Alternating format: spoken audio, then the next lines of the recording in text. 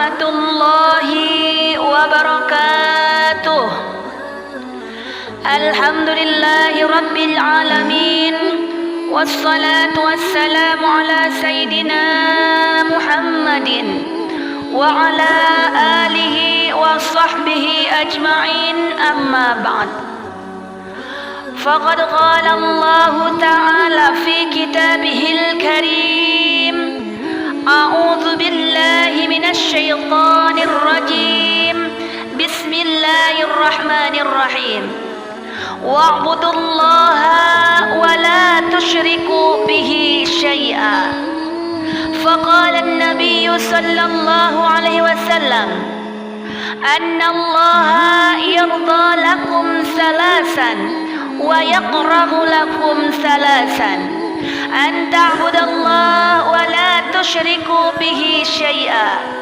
وأن تعتصموا بحبل الله جميعا ولا تفرقوا وأن تنصحوا من لا ولهم الله أمركم. صدق الله العظيم وصدق رسوله النبي الحبيب الكريم وهو أصدق القائلين. Hadirin yang dirahmati Allah Subhanahu wa taala, diriwayatkan oleh Imam Muslim dari Abi Hurairah radhiyallahu an, Rasulullah sallallahu alaihi wasallam bersabda, Innallaha yarda lakum salasan wa yakrahu lakum salasan. Sesungguhnya Allah ridho dengan 3 perkara dan Allah tidak ridho dengan 3 perkara. Tujuan hidup kita di dunia ini adalah mengharap ridha Allah. Jadi inilah tuntunan yang diberikan Rasulullah sallallahu alaihi wasallam agar kita mendapatkan keridhaan Allah Subhanahu wa taala. Innallaha yarda lakum salasan. 3 perkara yang bisa mendapatkan ridha Allah dan 3 perkara yang sangat dibenci oleh Allah Subhanahu wa taala. Yang pertama, perkara yang diridhai Allah adalah an ta'budallaha wa la tusyriku bihi syai'a. Yang pertama adalah an ta'budallah, menyembah Allah, wa la tusyriku bihi syai'a, dan tidak mensekutukan Allah dengan satu apapun. Menyembah Allah di sini artinya apa? Beribadah, taat kepada Allah dengan sepenuh hati sesuai dengan tuntunan yang diajarkan Rasulullah sallallahu alaihi wasallam dalam Al-Qur'an dan As-Sunnah.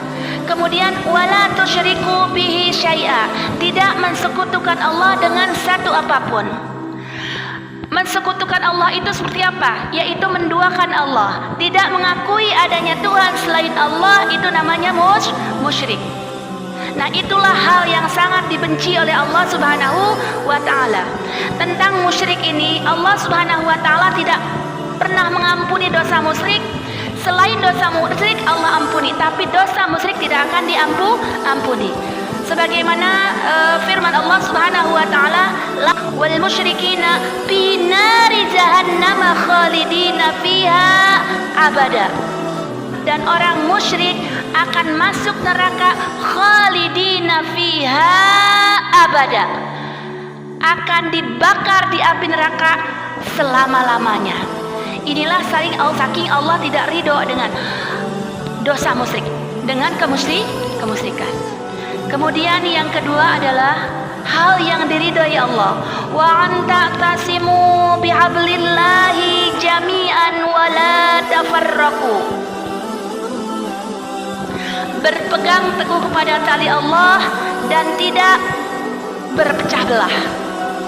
Jadi ketika kita berpegang teguh pada tali Allah, yaitu Al-Quran dan As-Sunnah, dan tidak berpecah belah, maka Allah sangat ridho. Apa yang terjadi di zaman sekarang? Orang Islam sesama Muslim, sesama golongan itu gontok-gontokan, mau menang sendiri, saling menjelekan. Apakah itu yang disebut dengan wa ta'tasimu bihablillahi jami'an wa la tafarraqu? Tidak. Kalau kita wa ta'tasimu bihablillahi jami'an wa la tafarraqu, berarti kita harus benar-benar tidak berpecah belah dan selalu berpegang teguh kepada tali Allah, sesuai dengan tuntunan Rasulullah Sallallahu Alaihi Wasallam dalam Al-Quran dan As-Sunnah. Kemudian yang ketiga, wa antanasahu malla walahumullahu amrakum, yang artinya saling menasihati kepada pemimpin. Nah ini Allah sangat suka, Allah sangat ridho kepada orang yang menasihati pemimpin. Kenapa pemimpin dinasihati? Orang yang sedang berada di atas identik dengan kesenangan, identik dengan kebahagiaan, identik dengan kemakmuran. Ketika orang berada di dalam kesenangan, di dalam kemakmuran, di dalam segala kesenangan yang diperolehnya, maka cenderung lupa. Kalau orang susah pasti selalu ingat kepada Allah, tapi kalau orang senang jarang ingat kepada Allah. Para pemimpin itu identik dengan kesenangan, dengan kebahagiaan. Makanya di sini hal yang sangat diridhoi oleh Allah Subhanahu wa taala adalah wa antanasahu malla walahumullahu amrakum, menasihati kepada pemimpin. Jadi kalau pemimpin kita kelihatannya kurang sayang sama rakyat, kurang membuat kebijakan yang berpihak kepada rakyat, selalu merugikan rakyat, korupsi, nepotisme dan lain-lain, ini wajib kita tegur. Ya, wajib kita tegur. Mau nggak kita melakukan itu? Harus mau, karena ini bagian dari hal yang diridhoi Allah Subhanahu wa taala. Kemudian hal yang dibenci oleh Allah Subhanahu wa taala. Yang pertama adalah wa karhul lakum kila wa qalu. Desas-desus, kabar burung atau hoax. Desas-desus itu adalah kabar yang belum tentu benar, tapi sudah dikembangkan, sudah di-share kemana-mana sampai menyebar luas ke seluruh penjuru dunia. Itu desas-desus. Itu paling tidak disukai sama Allah. Ujung-ujungnya jadi ghibah. Orang yang suka ghibah itu adalah orang yang suka ngomong-ngomongin orang, namanya namimah. Itu semua nanti akan masuk neraka jahanam. Itulah hal yang tidak disukai Allah Subhanahu wa taala. Makanya kita kalau mendapatkan informasi yang belum ketahuan jelasnya, bahkan belum tahu kabar kebenarannya, maka Allah Subhanahu wa taala memberikan tuntunan fatabayyanu. Maka kita harus bertabayun. Dipikirin dulu, ya, diteliti dulu, bener enggak ini persoalan, bener enggak ini informasi. Harus seperti itu. Jangan langsung mengambil kesimpulan. Itulah yang diajarkan oleh Rasulullah Sallallahu Alaihi Wasallam berdasarkan tuntunan Al-Quran dan As-Sunnah, bahwa kita tidak boleh desas-desus, memberikan kabar burung, menyebarkan hoax. Itu hal yang sangat dan paling dibenci oleh Allah Subhanahu wa taala. Ingat, kalau dapat informasi harus tabayun. Apa sih tabayun itu? Tabayun itu dipertimbangkan, ya, diteliti, benar tidak ini informasi itu. Kemudian yang kedua, hal yang tidak diridhoi Allah Subhanahu wa taala adalah wa kasratus su'al. Wa kasratus su'al itu artinya banyak bertanya. Ya, banyak bertanya, ini apa, itu apa. Ya, tapi dengan tujuan ngejek, dengan tujuan tidak ingin dikasih pertanyaan lagi, tidak ingin melakukan pekerjaan yang diberikan. Itu namanya wa kasratus su'al. Tapi kalau wa kasratus su'al, banyak bertanya, tujuannya dalam rangka menuntut ilmu karena ingin pengetahuan lebih banyak, karena mengharap ridha Allah, itu boleh. Tapi kalau kasratus su'al, banyak bertanya hanya untuk kepentingan diri kita sendiri, untuk tidak ditanya lebih jauh, untuk menjelek-jelekan orang atau untuk ngetes orang supaya orang itu jatuh karena pertanyaan kita, nah itu Allah sangat tidak suka. Itu namanya wa kasratus su'al. Kemudian yang ketiga adalah wa idha'atul mal, menghambur-hamburkan harta. Menghambur-hamburkan harta, ya.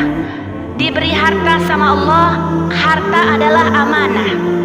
Ya, ya. Selain amanah ada al-mal zinatal hayatid dunya. Al-mal wal banun zinatal hayatid dunya. Harta dan anak itu adalah perhiasan. Selain perhiasan, harta adalah amanah yang bukan tidak dipertanggungjawabkan satu saat nanti ketika kita mati. Harta kita itu akan dipertanggungjawabkan. Punyanya berapa, dapatnya dari mana, digunakan untuk apa. Tapi ketika kita wa'idha'atul mal, berarti kita menghambur-hamburkan harta. Itu berarti bahwa kita dapat harta hanya untuk dihambur-hamburkan, dan itu kategori tidak diridhoi oleh Allah Subhanahu wa ta'ala. Beda hal dengan kita punya harta, kita infakkan, kita salurkan di jalan Allah. Sebagian kita gunakan untuk diri kita, sebagian kita gunakan untuk untuk di jalan Allah Subhanahu wa ta'ala. Insya Allah itu orang yang selamat. Tapi kalau wa'idha'atul mal, ngambur-ngamburin harta untuk hal yang tidak berguna, hal yang tidak berarti, ya, poya-poya, mewah-mewah, untuk kesombongan, untuk hedonisme, kesenangan dunia, itu sangat tidak diridhoi oleh Allah Subhanahu wa ta'ala. Mudah-mudahan kita semua tergolong orang yang diridhoi Allah Subhanahu wa ta'ala. Dengan tuntunan hadis Rasulullah sallallahu alaihi wasallam ini, mudah-mudahan jalan kita menjadi jalan yang lurus. Ihdinas siratal mustaqim. Itu jalan yang diridhoi Allah Subhanahu wa ta'ala, itu adalah jalan siratal mustaqim. Kemudian jalan yang tidak diridhoi Allah ini adalah jalan ghairil maghdubi alaihim waladdallin. Jadi kalaupun kita tempuh, ini adalah jalan yang sesat dan kesasar. Subhanallah, ayat Al-Quran, Al-Hadis telah membimbing kita ke jalan yang lurus, membimbing kita ke jalan yang benar dengan tuntunan-tuntunannya.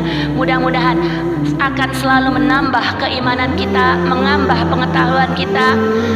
Wabillahi taufiq wal hidayah. Wassalamualaikum warahmatullahi wabarakatuh.